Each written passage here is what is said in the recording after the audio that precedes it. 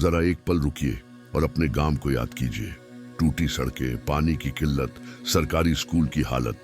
थोड़ा ठहराव। अब एक और सवाल, उसी गांव का सरपंच बड़ी गाड़ी में क्यों घूम रहा है?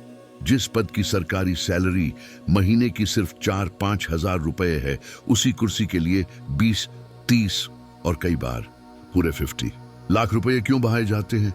क्या ये सब सिर्फ समाज सेवा के लिए है, या फिर सरपंच की कुर्सी एक ऐसी कमाई की मशीन है जिसके बारे में आम आदमी को कभी बताया ही नहीं गया?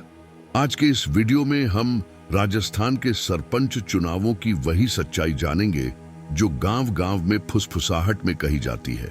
पहले सरपंच गांव का मुखिया होता था। आज कई जगह वो एक इन्वेस्टर बन चुका है। गणित बहुत साफ है। अगर कोई आदमी चुनाव में 40 या 50 लाख खर्च कर रहा है तो वो घाटे का सौदा करने नहीं आया। उसके दिमाग में पूरा प्लान होता है, किस जगह से पैसा आएगा, कितने समय में खर्च निकलेगा और 5 साल बाद वो कितना आगे होगा। सरपंच का चुनाव डायरेक्ट होता है। जनता सीधे वोट देती है। ना कोई डिग्री जरूरी, ना कोई ट्रेनिंग। असल योग्यता 2 ही मानी जाती है, पैसा और पकड़। सरपंच बनते ही उसके हाथ में गांव के फैसलों की चाबी आ जाती है और इसी चाबी से चुनाव में लगाया गया पैसा धीरे धीरे वापस निकाला जाता है। एक पट्टों का खेल। जमीन से पैसा, गांव की आबादी भूमि, यानी वो जमीन जिस पर गांव का सबसे बड़ा खेल होता है। किसे पट्टा मिलेगा, किसकी फाइल आगे बढ़ेगी और किसकी अटकी रहेगी, ये सब अक्सर सरपंच की मेज पर तय होता है। एक साइन और सरकारी जमीन निजी संपत्ति बन जाती है।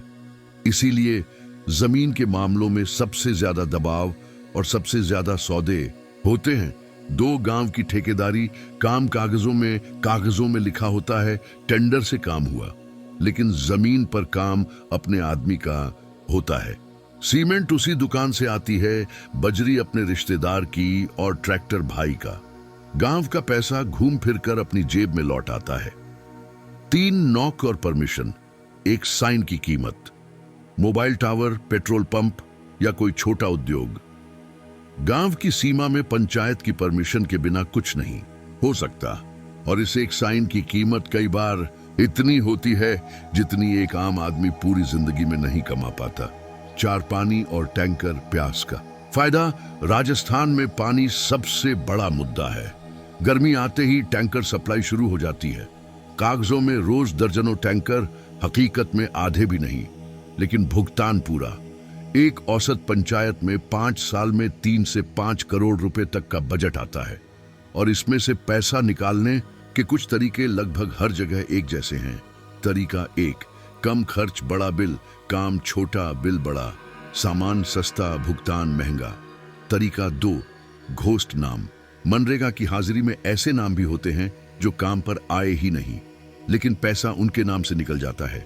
तरीका 3, दिखावटी विकास। पुरानी सड़क पर थोड़ा सा काम और पूरा नया प्रोजेक्ट। अब यहां सवाल ये नहीं है कि हर सरपंच गलत है। सवाल ये है, सिस्टम ऐसा क्यों बन गया कि ईमानदार आदमी चुनाव लड़ने से डरता है? जब ईमानदार पीछे हटता है तब मैदान पैसे वालों के लिए खाली हो जाता है। सरपंच ताकतवर जनता की वजह से होता है और वही जनता अगर सवाल पूछने लगे तो सिस्टम अपने आप सुधरने लगता है। आप आज ही ई ग्राम स्वराज पोर्टल खोलिए, अपने गांव के काम देखिए और हिसाब मांगिए। और अगली बार जब कोई उम्मीदवार नोट लेकर आए, बस एक सवाल पूछिए, 5000 की नौकरी के लिए 50 लाख क्यों? अगर ये वीडियो आपको सच लगा हो तो इसे आगे जरूर पहुंचाइए। मैं हूं नीरज गुर्जर। मिलते हैं अगले वीडियो में एक और जरूरी सच के साथ। जय हिंद,